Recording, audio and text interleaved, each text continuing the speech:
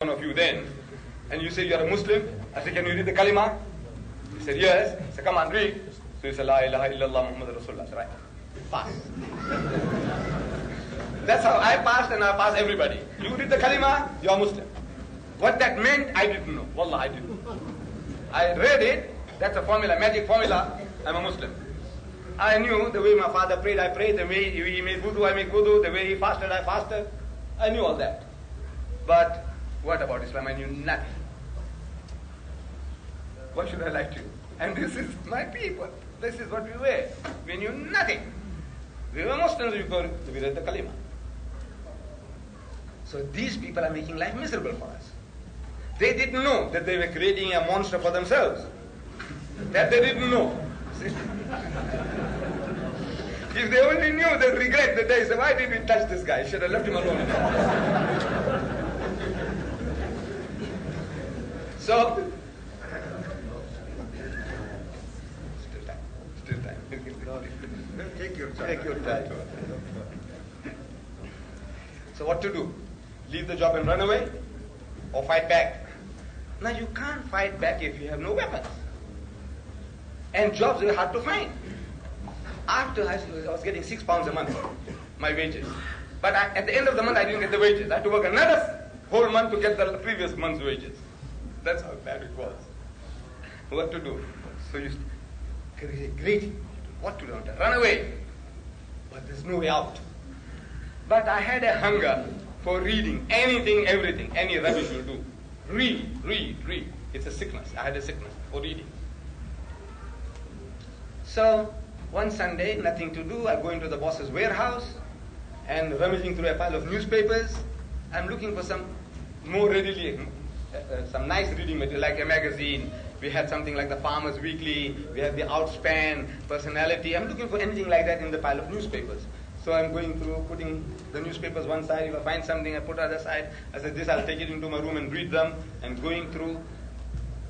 And Allah is Musabbibul Asbab. He is the creator of opportunities. See how he does it. How Lenin found that book. Lenin, Karl Marx, Das Kapital. He was in prison and he read it. And he came out, he implemented it. One man. And today, 200 million, 1,000 million communists. Because one man read the book. This is what the potentiality of a book. This, I find a book, a worm-eaten book. Red cover, full of mildew. I take it up and start to sneeze. The book, it says, Izharul Haq. Izharul Haq. Izharul Haq. It sounds like Muslim. Izharul Haq. I have no knowledge about these things. Izharul Haq. Izharul Haq.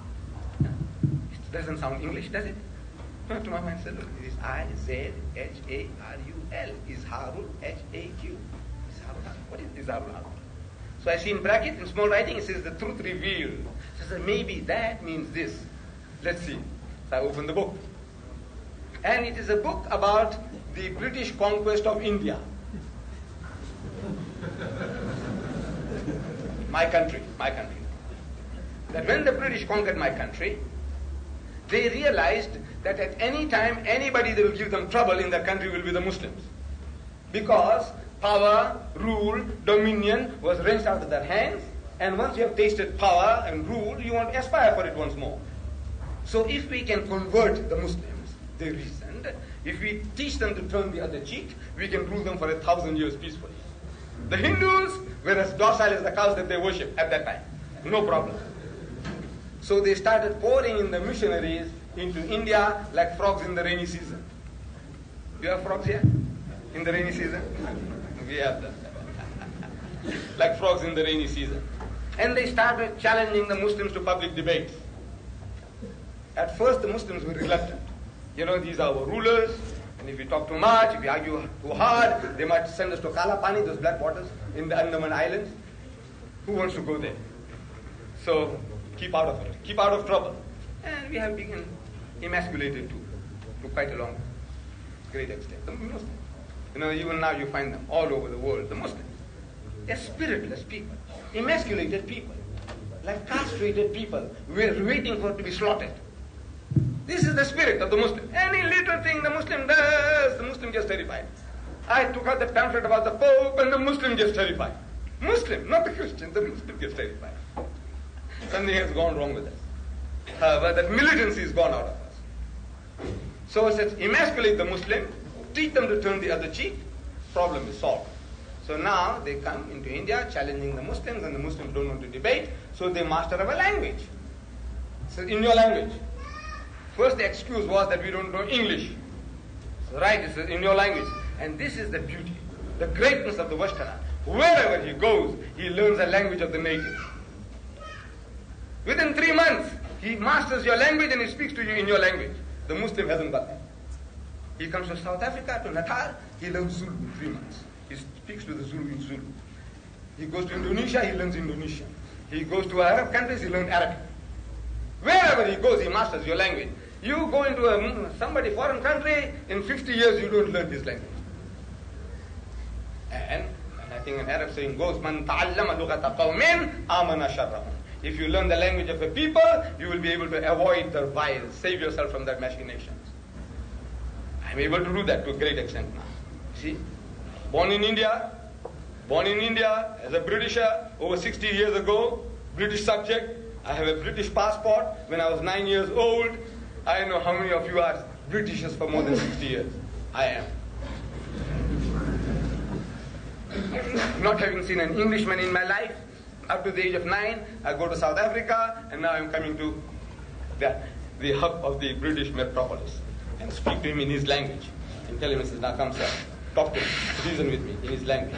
And he can't get away with it because I understand his language, what he's talking about. So I can ask him, "Excuse me sir, will you please explain what is to be get in your language, because I know what it means. I want you to tell me. I want you to open your mouth." So, mastered our language and challenged the Muslims to public debates. Now, the Muslims had no excuse. The young men tell the elders, they said, "Look, Saab, ये तो हमारी ज़बान के अंदर हमारे साथ बहस करने मांगता है. This guy wants to debate with us in our language. How can we say no now?" So Maulana Abdul Aziz of Delhi, he was forced to take up the challenge. And there was a reverend founder from England who was taking a lead in that debate expedition. And according to the appointed time and date, the debate starts. And I'm told in the book, I'm reading this in the book, that 100,000 people gathered at that great meeting. I don't know how voice was carried those days. But somehow the people loved it, they enjoyed it. Even if they didn't hear, they could see what's going on at a distance. 100,000 people gathered. And the Reverend Paul. So he began by requesting the Maulana.